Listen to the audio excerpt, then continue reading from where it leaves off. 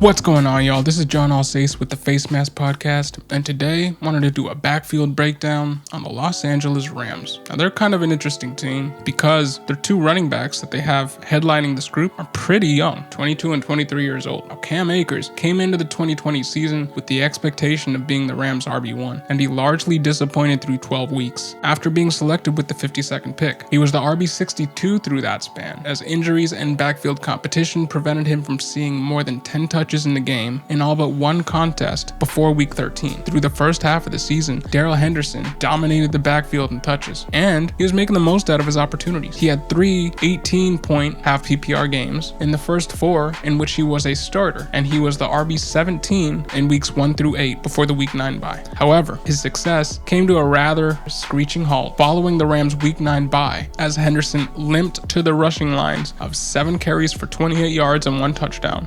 8 carries for 5 scoreless yards the next week, and 10 carries for 19 scoreless yards the week after that. And this was all following a thigh injury, which he sustained in week 8, so that can be pointed to as the reason why he stopped producing. In week 13, he was severely outsnapped by Cam Akers for the first time all season, and Cam Akers saw 22 touches and finished with 15.4 half PPR points. From then on, in week 13, he was the RB12. In week 14, he was the RB10. In week 15, he was the RB37, and they sat him in week 16, but in week 17, he was the RB23. In the wildcard game, he played 72% of snaps, and in the divisional round, he played 96% of snaps. If you include his 2 playoff games, Akers averaged 24.3 opportunities per game after becoming the lead back. Now, not too many backs have that touch workload weekly, and this gives him true top 5 potential, especially in an offense like the Rams with a coach like Sean McVay and a new quarterback like Matt Stafford. The Rams head coach Sean McVay recently came out and said there were no limitations on how the team can use RB Cam Akers. They said, and I quote, "He's obviously a great runner, and he's got the ability to be a